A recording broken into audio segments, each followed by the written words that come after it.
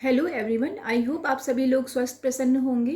25 मार्च को होली भी है और पूर्णिमा भी है, यानी फुल मून है और उस दिन चंद्र ग्रहण भी है। तो ये तो नेचर का एक फैक्ट है या फिर एक नेचर ही है कि चाहे वो चंद्रमा हो या सूरज हो, ग्रहण लगता ही लगता है। सब पे एक समय आता ही आता है जिससे कि हमें शांति से पूजा पाठ करके, चैंटिंग करके, मेडिटेशन करके इस समय को गुजारना चाहिए। फुल मून के गाइडेड मेडिटेशन आपको मिल जाएंगे।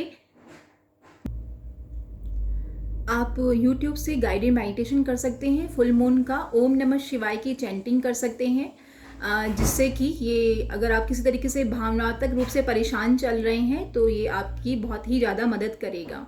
क्योंकि कार्ड्स में भी देखते हैं कि फुल मून के अकॉर्डिंग क्या गाइडेंस निकल के आती है।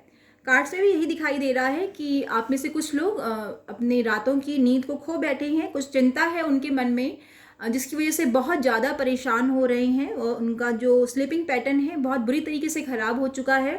काफ़ी हद तक वो फाइनेंशियली इशू को लेके बहुत ही ज़्यादा इनसिक्योर हैं। वो नहीं समझ पा रहे हैं कि उनका रुका हुआ पैसा कब तक उन्हें वापस मिलेगा और वो जिस काम में हाथ डाल रहे हैं क्या उनसे उनको फ़ायदा होने वाला है या फिर वो किसी लॉस में जाएंगे।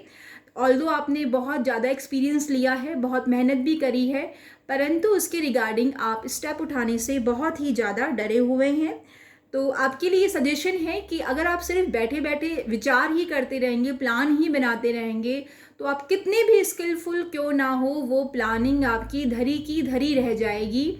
जैसे ही आप उस प्लानिंग पे वर्क करेंगे तभी आपको उस प्लानिंग के रिगार्डिंग प्रॉस एंड कॉन्स समझ में आएंगे।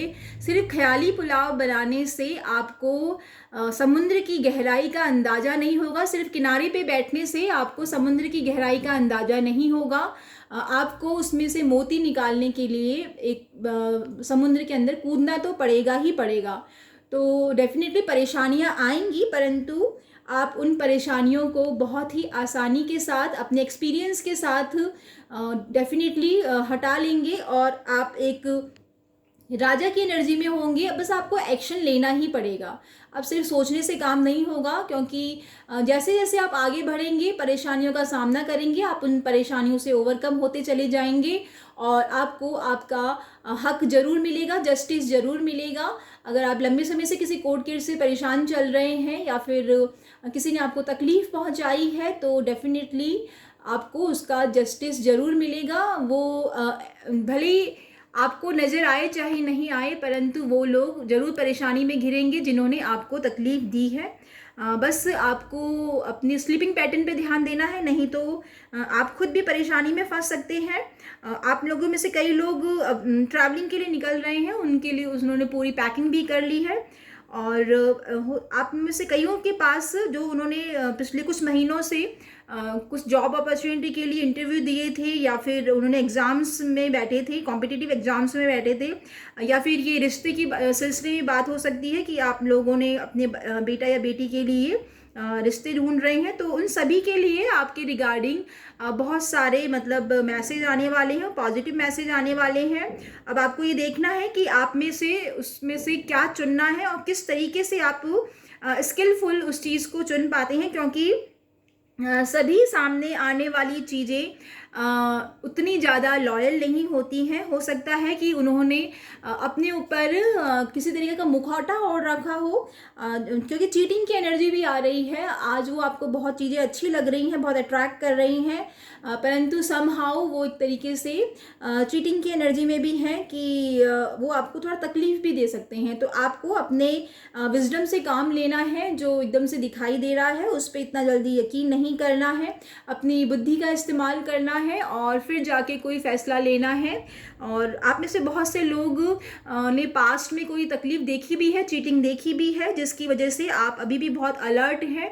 तो आपके लिए सलाह दी जा रही है कि जो भी आपके साथ पास्ट में बुरा हुआ है उसे आप डिवाइन पावर को सरेंडर करें। डेफिनेटली उनकी ब्लेसिंग्स आपके साथ है। और इस समय पूर्णिमा जो कि फुल मून है, वैसे भी आपके इमोशंस में काफ़ी अप एंड डाउन्स आने वाले हैं। आप स्टक एनर्जी में फील करेंगे अपने आप को, और ग्रहण भी लग रहा है तो आपको फुल मून का मेडिटेशन करना चाहिए, ओम नमः शिवाय की चैंटिंग करनी चाहिए।